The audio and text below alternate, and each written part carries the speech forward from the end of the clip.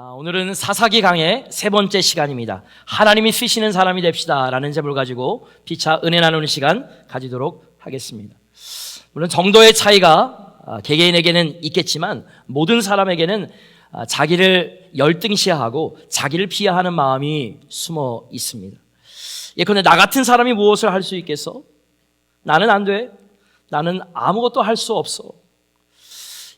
겉으로 표현하지 않아서 그렇지 누구에게나 이런 마음이 있습니다. 재능이 뛰어나거나 삶의 조건이 좋다고 해서 이런 마음이 없는 것이 아닙니다. 통계에 의하면 오히려 IQ가 좋은 사람일수록 자기 비하, 자기 열등감이 심하다고 합니다. 대한민국에서는 서울대 학생들이 자기 비하감과 자기 열등감이 제일 많다고 하고요. 미국에서는 공교롭게도 아이비리그 학생들이 제일 높다라고 합니다. 그렇다면 여러분 어떻습니까? 때론 자신이 못났다고 생각한 적은 없으십니까? 지금도 그런 생각에 사로잡혀서 남몰래 괴로워하고 있지는 않으십니까? 나는 남보다 못하다. 나는 아무것도 할 수 없다. 나는 신앙생활을 못한다고 지레 포기하고 있지는 않으십니까? 사실 주위를 보면 외적인 조건에 지나치게 신경 쓰는 사람들 많이 있습니다.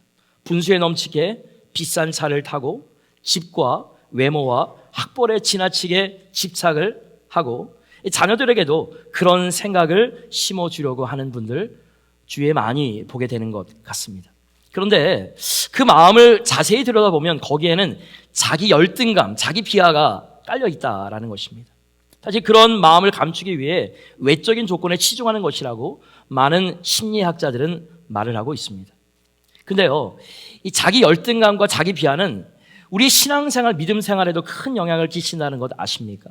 자신은 죄를 많이 지어서 너무 못나서 하나님께 쓰임받을 수 없다고 생각하는 것이죠. 과거의 잘못과 쉽게 변하지 않는 단점과 부족한 점들로 인해서 늘 네거티브적인 생각, 부정적인 생각을 가지고 자기 열등감에 빠집니다. 자기 비하를 합니다. 그 결과 종종 하나님의 컬링에 올바로 반응하지 못하죠. 결과 하나님이 주신 축복의 길을 제대로 걸어가지 못하게 되는 것입니다. 참으로 놀랍게도 이스라엘 역사상 가장 뛰어난 리더였던 모세 역시 한때 이런 자기 열등감과 비하에 사로잡혀 있었습니다. 그는 자기를 부르시는 하나님 앞에 이렇게 응답하죠. 출애굽기 3장 11절입니다. 다 같이 있습니다. 시작. 내가 누구이기에 바로에게 가며 이스라엘 자손을 애굽에서 인도하여 내리까? 여러분 우리말로는 이 점잖게 번역되어 있지만요, 이 말씀을 잘 묵상해 보면 도대체 내가 뭐라고, 나 같은 것이 어떻게 그런 일들을 합니까? 라고 말하고 있는 것입니다.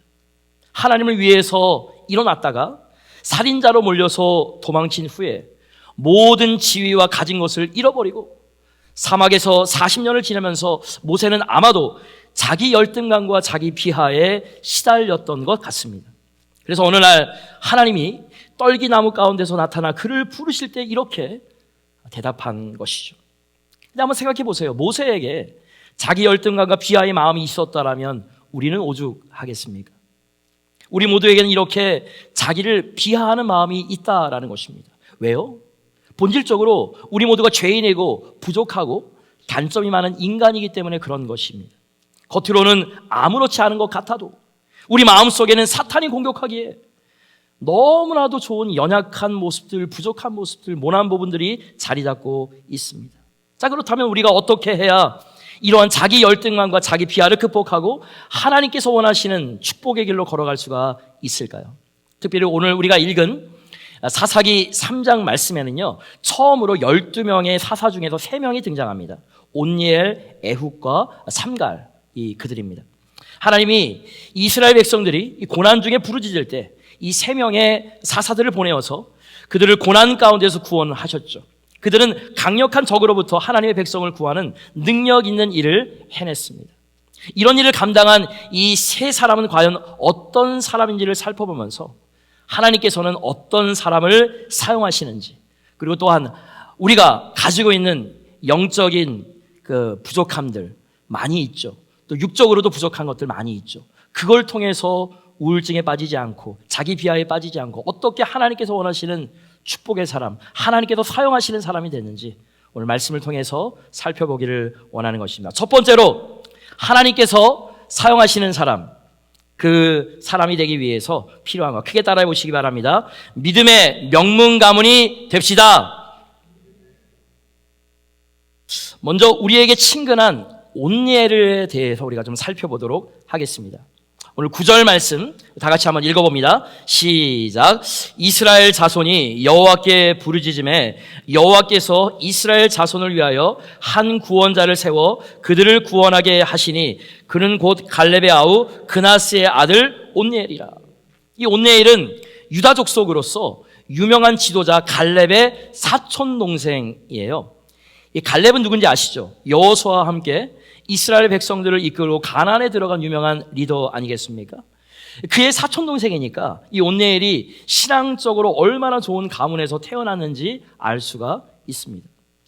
여러분, 사실 신앙적으로 좋은 가문이라는 점, 경건한 부모 밑에서 태어나 자라났다는 점은요, 하나님 앞에서 큰 축복이 아닐 수 없습니다. 제가 일전에 한국에 있을 때 암으로 죽어간 한 젊은 목회자를 알았습니다. 그의 부모님이 예수님을 믿어서 어릴 때부터 교회를 다녔고 하나님 앞에 자신의 삶을 드려서 이제 신학교를 나와서 목사 안수를 받고 목회를 하게 됐는데, 그만 젊은 나이에 저하고 비슷한 나이 또래였는데 한 10년 전이었습니다. 그만 암에 걸려서 일찍 생을 마감하게 되었습니다. 이제 마지막이 가까워져서 이 가족들이 침상 곁에 모였는데 그는 아버지와 독대하고 싶으니까 나머지 가족들은 나가달라고 이제 부탁을 했습니다. 이 다른 가족들이 자리를 비우고 아버지만 남게 되자 아들이 아버지에게 이렇게 이야기합니다. 아버지, 제가 안을 수 있도록 좀 가까이 좀 와주시겠어요? 이 연약한 아들이 자기를 가슴으로 안을 수 있도록 아버지가 최대한 가까이 가자 아들이 아버지를 꼭 껴안았습니다. 아들이 또 부탁을 합니다. 아버지, 이제 아버지가 저를 좀 안아주시겠어요? 아버지가 아픈 아들, 시한부 인생인 아들, 그 아들을 바라보면서 이 감정이 북받쳐서 눈물이 터질 것 같았지만 그것을 꾹 참고 아들을 안아주었습니다. 그러자 그 아들 목사님이 이렇게 고백합니다. 아버지, 제가 이 세상에서 하나님께 받은 가장 큰 축복은 다름 아닌 아버지 어머니였어요. 저에게 하나님을 알게 해주시고 그리고 신앙이 무엇인가, 믿음이 무엇인가를 가르쳐준 아버지의 선물 정말 감사드려요. 제가 이 세상을 떠나며 가장 감사한 점이 바로 아버지 어머니입니다. 그리고 그 아들은 하나님의 품으로 돌아갔습니다. 다른 여러 가지를 다 뒤로 하고, 여러분, 이 세상에서 가장 큰 선물이 무엇이었을까? 제가 한번 생각을 해봤습니다. 가장 큰 축복, 이 세상에서 가장 큰 축복이 여러분 무엇이라고 생각하십니까? 하나님을 사랑하는 부모를 만나는 것보다 더 큰 축복은 없습니다. 여러분에게 그런 부모가 있다면 하나님 앞에 감사하시길 주의 이름으로 축원합니다. 혹 여러분의 집안이 처음으로 예수님을 믿고 있다라면 경건한 부모가 되어서 자녀들이 그러한 축복을 누리게 하시기 바랍니다. 자녀에게 이것보다 더 큰 선물은 사실 없습니다. 저희 아버지와 저희 어머님은 공교롭게도 그 가문에서 첫 번째로 예수 그리스도를 믿는 사람이었습니다. 사실 아버지와 어머님은 교회 다닌다고 많이 혼나고 많이 맞으시기도 했습니다.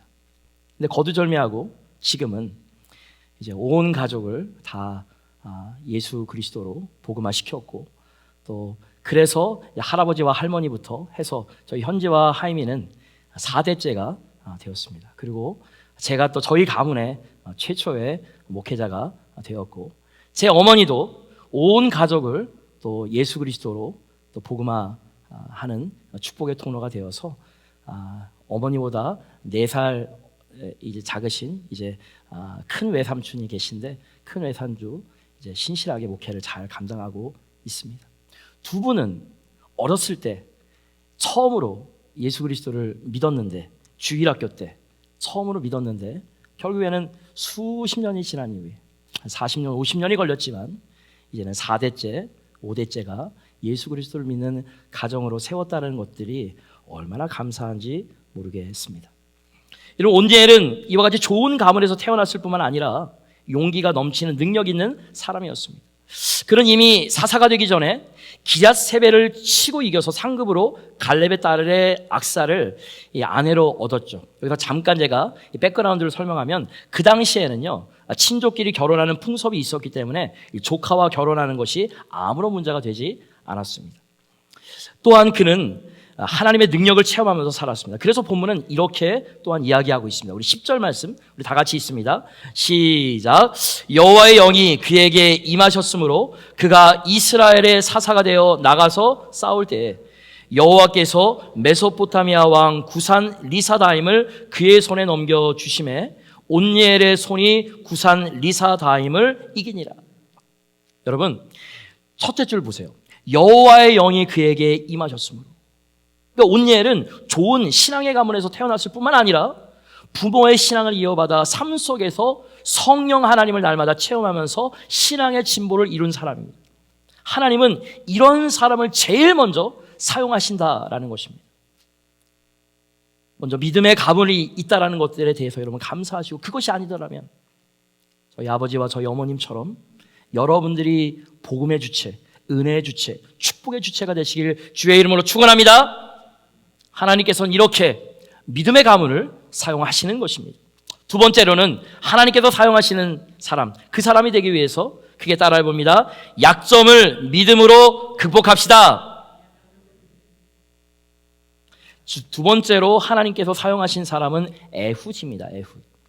이 온니엘 덕분에 그 이후에 이스라엘은 40년 동안이나 평안이 찾아왔어요. 그러나 이스라엘 백성들 조금 편하니까 하나님을 또 떠나게 됩니다. 그 결과 모압 왕 에글론 아래에서 18년 동안 노예 생활을 하게 됐는데, 오늘 3장 12절서부터 14절까지가 그 내용이 나와 있습니다. 과연 그런지 우리 다 같이 한번 읽어봅니다. 시작.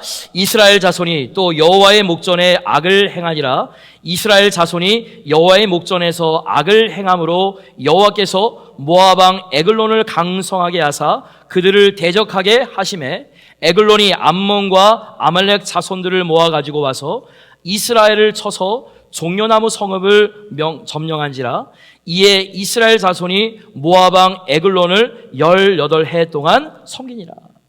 맨 후반절에 보니까 18해나 섬겼더라. 즉 18년 동안 이스라엘 백성들이 그 이후에 평화기가 딱 끝난 이후에 에글론에게, 모압 왕 에글론에게 많은 공물을 바쳤습니다. 에훗은 곡물을 가지고 모압으로 가는 이 사절단의 대표였어요. 읽진 않았지만 거두절미하고 제가 스토리만 얘기하면, 그는 이 곡물을 바친 후에 이스라엘로 돌아가다가 중간에 사신들을 남겨두고 다시 돌아와서 이 모압 왕 에글론에게 독대를 청해요. 평상시 같으면 이 같은 청을 들어줄 리 만무하겠지만 곡물을 많이 받고 기분이 좋아진 에글론 왕이 이를 허락합니다. 에훗은 독대한 그 자리에서 모압 왕 에글론 왕을 칼로 찔러 죽이고 준비했던 군사를 일으켜서 모압 군사들을 진멸합니다. 근데요, 이런 에훗이 어떤 사람인가를 성경이 이렇게 고백하고 있습니다. 사사기 3장 15절 다 같이 있습니다. 시작. 이스라엘 자손이 여호와께 부르짖음에 여호와께서 그들을 위하여 한 구원자를 세우셨으니 그는 곧 베냐민 사람 게라의 아들 왼손잡이 에훗이라. 이스라엘 자손이 그를 통하여 모압 왕 에글론에게 공물을 바칠 때에. 여러분, 여기서 네 번째 줄 보세요. 네 번째 줄을 좀 주목하게 보시겠습니다. 에훗에 대해서 뭐라고 표현했습니까? 왼손잡이 에훗이라. 이렇게 좀 특이하지 않습니까? 성경에서 그를 이 왼손잡이라고 소개하고 있는데, 여기는 조금 문화적인 그 접근이 필요합니다. 문화적인 해석이 필요합니다. 오늘날 저와 여러분들이 살고 있는 이 미국 땅에서는요, 참 좋은 나라죠. 왼손잡이에 대해서 아무런 편견이 없습니다. 오히려 왼손을 쓰는 사람이 재주가 뛰어난 경우가 많다라고 보고되고 있습니다. 근데 제가 어렸을 때만 하더라도요, 이 중학교, 고등학교 때 되면은 이제 책상이 좀 이제 개인적으로 좀 바뀌지 않습니까? 그런데 이 왼손잡이 거가 없었어요. 그래서 왼손잡이가 한 명 있었는데 굉장히 힘들어가지고, 사실 불과 몇십 년만 하더라도 왼손잡이에 대한 상당한 편견이 있었죠. 그래서 우리 부모님들 아이들이 왼손을 쓰면 사실 나무랐었죠. 어떤 부모는요, 아이들이 왼손을 묶어놓고 오른손으로 밥을 먹도록 교육시켰습니다. 심지어는요, 아마 우리 70세 넘어가시는 우리 소망성교의 어르신들 때는 이러한 것들도 많이 들으셨을 거예요. 왼손잡이라고 하는 이유 때문에 결혼을 거절당하는 경우도 있었습니다. 여자가 어떻게 왼손잡이냐. 사실 이 왼손잡이에 대한 편견은 거의 전 세계적으로 존재했죠. 다음 슬라이드 보여주시겠습니까? 어치라고 하는 단어에는요, 솜씨가 서툰이라는 뜻이 있지 않습니까? 그런데 그 안에 원래 오리지널 미닝이 왼손잡이라는 뜻 여러분 아셨습니까? 그리고 신스터라고 하는 영어 단어, 이 헤로온이라고 하는 뜻의 단어는요, 특별히 라틴어로 왼손잡이라고 하는 뜻이 있어요. 반대로 이 재주가 많은 이라는 뜻의 덱스터러스라고 하는 뜻이 이 오른손잡이라고 하는 뜻이에요. 이것만 보아도 이 왼손잡이에 대한 이 편견이 세계적으로 얼마나 심했는가를 알 수가 있습니다. 자, 근데 이제 오늘 본문으로 다시 한번 봅시다. 이 왼손잡이에 대한 이 편견은요, 당시 이스라엘 문화권 안에서도 굉장히 심했어요. 성경을 읽어보면 그리스도께서 하나님 우편에 앉아 계시니라 있었지 좌편에 앉아 계시니라 그런 말씀도 없습니다. 여러분, 이 우편이라고 하는 말씀, 이 우편은 또 능력을 또 상징을 하고 있습니다. 그래서 어떤 나라에서 두 번째 서열의 신하는요, 항상 왼쪽에 앉히죠. 오른쪽에는 항상 이제 첫 번째 서열이고 왼쪽은 이제 두 번째 서열. 왜요? 왼쪽이 보다 약하다고 생각하기 때문에 그렇습니다. 게다가 당시 이스라엘에서는요, 왼손을 쓰는 사람은 하나님의 축복과 거리가 멀다라고 생각을 했었어요. 따라서 왼손잡이로 태어난 사람들은 인정을 받지 못하고 자기 비하와 열등감에 빠져 있는 경우가 많았습니다. 그래서 왼손잡이들은요, 그때 당시만 해도 출세가 힘들었던 것입니다. 즉 당시 문화로 봤을 때 에웃은 큰 핸디캡을 가지고 태어난 셈입니다. 근데 이 에웃은 이 약점에 굴복하지 않고 오히려 그 약점을 이용해서 이스라엘을 구원합니다. 당시의 전사들은 다 오른손잡이였고 오른손잡이니까 칼을 왼쪽에다가 찼습니다. 하지만 왼손잡이인 에웃은 오른쪽에 칼을 찼겠죠. 모압 왕을 만나러 갈 때도 오른쪽 허벅지에다가 칼을 숨기고 갔습니다. 모압 왕은 에웃을 만날 때 어느 정도 경계는 했지 않겠습니까? 그래서 이 왕의 이 경호원들이 미리 에웃의 왼쪽 다리를 좀 주목해서 봤을 것입니다. 오른쪽 다리에 칼을 숨겼으리라는 생각은 아무도 못했습니다. 하지만 기회를 엿보던 에웃은 오른쪽 허벅지에 숨겼던 칼을 꺼내서 모압 왕을 찔러서 이스라엘에게 또 구원의 발판을 주는 그 통로가 되었다라는 것입니다. 즉 그는 자기 핸디캡을 오히려 하나님의 영광을 위해서 사용한 결과 이스라엘의 큰 인물이 될 수가 있었다라는 것입니다. 이걸 통해서 우리가 깨달아야 되는 것은 저와 여러분들도 에웃처럼 자신의 모난 부분이 있지만 자신의 약점을 극복하고 그것을 장점으로 만들 수 있으시길 주의 이름으로 축원합니다. 사실 이 자리에 계신 분들, 저를 포함해서 약점이 없는 사람 있습니까? 부족한 부분이 없는 사람 있습니까? 다 완벽하지 않아요. 다 죄인이잖아요. 다 부족하잖아요. 다 모난 부분 다 있잖아요. 다들 허세를 부려서 그렇지, 다 치장해서 그렇지, 하나님 앞에서 우리 모두는 선천적인 후천적인 약점이 다 있는 것이에요. 그 약점을 하나님 앞에서 올바로 사용하는 것이 중요하다는 것을 이 에훗을 통해서 주목하시길 주의 이름으로 축원합니다. 다음 슬라이드 보여주시겠습니까? 제가 존경하는 성경학자 중에 하워드 핸드릭스 교수라는 분이 계십니다. 그가 어릴 때 부모님이 별거했다라고 해요. 그리고 18살 때 아버지와 어머니가 함께 있는 모습을 처음 보았답니다. 18년 동안 아버지와 어머님이 함께 있는 모습을 못 봤던 것이죠. 왜 그러냐? 부모님이 자기를 낳자마자 18년 동안 별거를 해오다가 자신이 그분들의 이혼 재판의 증인으로 나서면서 법정에서 처음으로 부모님이 함께 있는 모습을 본 것입니다. 그러니까 이 하워드 핸드릭스 교수님의 어린 시절이 얼마나 비참했을까.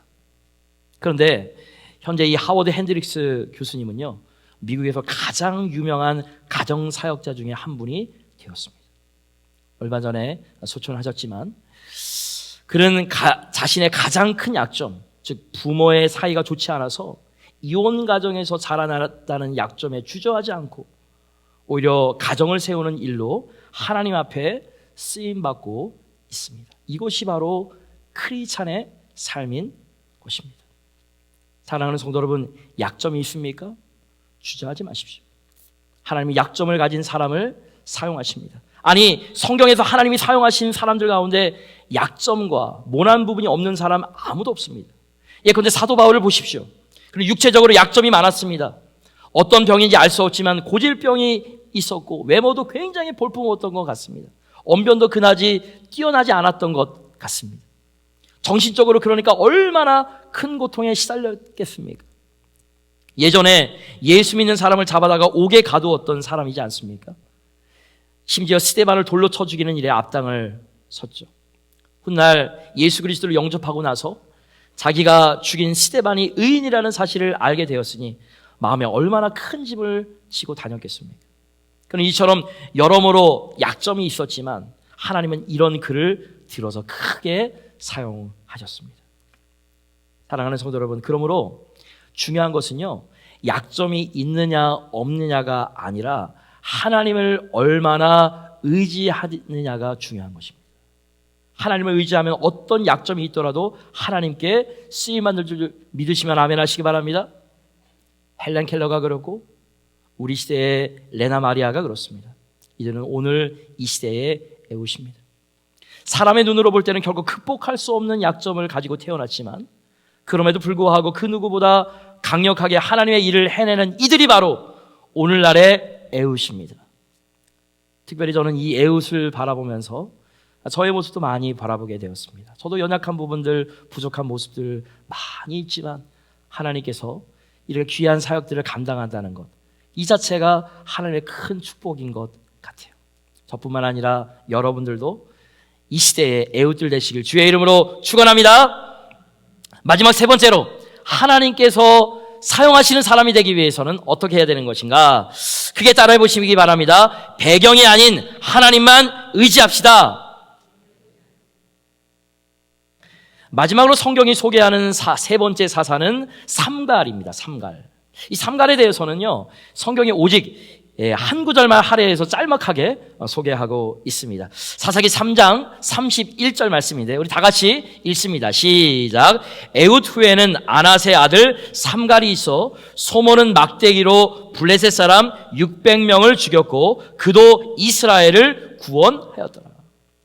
비록 한 구절이지만 저는 이 한 구절을 통해서 이 삼갈의 많은 점들을 발견했습니다. 먼저 이 삼갈이라고 하는 이름은 히브리인의 이름이 아니라 가나안식 이름입니다. 이것이 참 중요한 것이에요, 여러분. 그의 아버지 아낫이라는 이름은요, 가나안 사람들이 섬기는 신의 이름이에요. 그래서 어떤 학자들, 제가 이제 주석 책을 딱 보니까 이 삼갈이 이스라엘 사람이 아니라 가나안 사람이라고 주장하는 사람들이 있더라고요. 이거는 이제 자유주의 신학자들이 그러는데, 근데 저는 그렇지 않다고 제가 생각을 했습니다. 보수주의 신학 계열에서는 또 그렇게 생각하지 않더라고요. 그러면 이 삼갈 부자는 왜 이스라엘 사람이면서도 가나안식 이름을 사용했을까? 그것은 그 가정이 가나안의 문화에 그만큼 젖어 있었다는 반증입니다. 그 가정은 이제 신앙의 가문이 아닌 것입니다. 그들의 선조는 처음에는 하나님을 열심히 믿었지만 나중에 지금 이 삼갈의 시대에서는요, 가나안식으로 그들의 이름과 문화들을 다 바꿀 정도로 이방인을 열심히 섬겼던 것입니다. 다 이제 세상의 패러다임에 다 물들게 된 것이죠. 지금으로 따지면 지금 이 시대의 미국을 말하는 것 아니겠습니까? 자유주의에 의해서 많은 크리스찬들이 정통주의 신학이 아니라 성경을 이제는 인간적으로 인본주의적으로 해석을 합니다. 더 이상 하나님 제일주의의 신앙이 없어집니다. 포스트 모더니즘의 특징이 무엇입니까? 절대 진리는 없다. 구원받은 것 꼭 예수 그리스도냐? 뭐 고타만 시타르다면 어떠냐? 힌두교만 어떠냐? 알라만 어떠냐? 그것이 바로 포스트 모더니즘입니다. 여러분, 아이들이 대학교 1학년만 딱 들어가시죠. 교양 과목에서 이것부터 배웁니다. 우리가 믿음으로 말씀으로 이 BBS처럼 아이들이 양육받지 않으면 아이들은 무너지는 것이에요. 신앙의 전수가 안 되는 것이에요. 신앙이 바로 서 있지 않으면 이와 같이 삼갈의 선조처럼 이름을 가나안식으로 바꿀 정도로 이제는 하나님을 믿는 것이 아니라 이방인을 섬기는 사람처럼 되어가는 것입니다. 뿐만 아니라 그는 농부 출신인 것을 오늘 본문 말씀을 통해서 유추할 수가 있죠. 그래서 오늘 보면은 그가 소모는 막대기로 600명이나 되는 적을 물리쳤다라고 말하고 있습니다. 우리가 생각하는 이 소모는 막대기, 그리고 예전에 시골에서 농촌에서 자라신 분들은 좀 보셨겠지만, 그렇게 예전에 우리 한국에서 이제 막대기, 소모는 막대기는 도저히 그렇게 많은 숫자 죽이지 못하죠. 그냥 몇 명 때리고 나면 부러지겠지만요. 당시에 그 소모는 막대기는요, 굉장히 특이해서 양쪽 끝에 쇠가 달려 있어서 소를 몰다가 밭을 가기도 했습니다. 양쪽에 쇠가 달린 괭이를 연상하면 됩니다. 요즘 말로 이 삼가는 어떤 사람이냐? 시골에서 농사 짓는 사람이었어요. 그러니까 뚜리디 업종에서 종사하는 청년에 불과했었다라는 것이죠. 그러던 그가 사사가 되어서 이스라엘을 블레셋 손에서 구원했다라는 것을 여러분 영적으로 주목하시기 바랍니다. 사랑하는 성도 여러분, 이와 같이 하나님은 다양한 사람들을 쓰십니다. 다시 말하면 어떤 종류의 사람들도 다 쓰실 수 있으십니다. 물론 하나님은 온니엘처럼 훌륭한 신앙의 가문에서 태어난 사람, 좋은 성품, 좋은 믿음을 가진 사람을 당연히 쓰시죠. 한편엔 우리가 보기에는 약점이 많아서 절대로 쓰임받지 못할 것 같은 애국과 같은 사람도 들어 쓰신다라는 것입니다. 또한 아무도 주목하지 않는 이 삼갈과 같은 천한 가문 출신이라 할지라도, 우리 부모님들은 신앙을 다 저버렸을지라도 내가 다시 하나님 앞에 바로 서 있으면 하나님께서 그 사람은 사용하시는 줄 믿으시면 아멘 하시기 바랍니다. 문제는 우리의 배경과 환경과 재능과 출신과 우리가 가지고 있는 물질이 중요한 것이 아니에요. 그런 것들은 하나님 앞에서, 이 온 우주 만물을 창조하신 하나님 앞에서 전혀 문제가 되지 않는 것이에요. 과거에 하나님 앞에서 얼마나 큰 잘못을 저질렀는가도 중요하지 않는 것이에요. 하나님은 모든 종류의 사람을 쓰시는 줄 믿으시면 아멘 하시기 바랍니다. 어떤 종류의 사람이든 하나님 앞에 나와서 그분을 의지하기만 하면, 그분 앞에 헌신하는 마음만 있다면 들어서 사용하십니다. 그래서 제가 참으로 좋아하는 말씀인데요, 역대하 16장 9절은 이렇게 말씀합니다. 다 같이 있습니다. 시작. 여호와의 눈은 온 땅을 두루 감찰하사 전심으로 자기에게 향하는 자를 위하여 능력을 베푸시나니 이 일은 왕이 망령되어 행하였은즉 이후부터는 왕에게 전쟁이 있으리이다 하매. 여러분, 하나님께서는요, 이 역대하 16장 말씀처럼 전심으로 자기를 향하는 자에게 능력을 베풀어 주시는 것입니다. 은혜를 베풀어 주시는 것입니다. 근데요, 이 말씀을요, 백그라운드를 가지고서 우리가 살펴보셔야죠. 그래야지 말씀을 제대로 해석하는 것이죠. 사실 우리가 방금 읽은 이 구절은요, 참 놀라운 말씀이에요. 하나님이 사울을 버리고 다윗을 택할 때 하신 말씀입니다. 우리가 이 사사기 말씀을 다 끝나고 나서, 사사 시대가 다 끝나고 나서 왕정 시대가 있지 않습니까? 첫 번째 이스라엘의 왕이 사울 왕이었어요. 사실 사울은요, 보통 사람보다 머리 하나가 더 큰 그런 사람이었습니다. 비주얼도 좋았습니다. 얼굴도 잘생겼다 그랬어요. 그러나 결국 하나님께 버림을 받고 맙니다. 왜요? 하나님께 불순종했기 때문에, 자기 멋대로 영적인 권위를 무시했기 때문에 그렇습니다. 그 다음 왕인 다윗은 어떤 사람입니까? 그는 양치는 목동이었죠. 7명의 형이 사무엘과 왕이 되기 위한 인터뷰를 할 때 다윗의 아버지조차 그 존재를 잊어버렸고 몰랐었던, 아예 잊혀버렸었던, 너무나도 보잘것없었던 목동 다윗. 그러나 그에게 특별한 무언가가 있었다라고 오늘 본문은 이야기해줍니다. 그게 뭐였습니까? 전심으로 하나님을 찾는 사람, 전심으로 여호와를 찾는 사람이었다라는 것입니다. 사랑하는 성도 여러분, 하나님은 지금도 이 땅을 감찰하고 계세요. 지금 이 시간에도 성령이 운행하며 찾고 계십니다. 어떤 사람을 찾는지 아십니까? 가문이 좋은 사람, 능력이 좋은 사람, 멋진 사람, 많은 지식이 있는 사람, 많은 돈을 가진 사람? 아닙니다. 반대로 아무리 약점이 많고 출신이 좋지 않더라도 그 마음이 오로지 하나님만 앙망하는 자, 살아계신 하나님을 끊임없이 갈망하는 자, 목마른 사슴이 시냇물을 찾듯이 하나님 사랑하기를 힘쓰는 자, 이 땅에 더 나은 조건에 연연하지 않고 하나님 나라를 위해 무언가를 하려는 자, 바로 그런 사람을 하나님께서 찾으시는 줄 믿으시면 아멘 하시기 바랍니다. 그리고 찾는 즉시 이 세상에 빛이 되는 사람으로 축복하실 줄 믿습니다. 여러분, 오늘은 목장 모임이 있어서 말씀을 빨리 끝내는데 마지막으로 한마디만 합니다. 여러분, 오늘은 하나님께서 오늘도 삼가를 찾으시고 에웃을 찾으시고 온니엘을 찾으십니다. 우리 모두가 하나님 앞에 나아가 그분의 사사가 될 수 있기를 바랍니다. 나는 부족하고 나는 연약하고 약점이 많이 있지만 하나님께서 들어 쓰시면 그 순간에 바뀌게 되는 것입니다.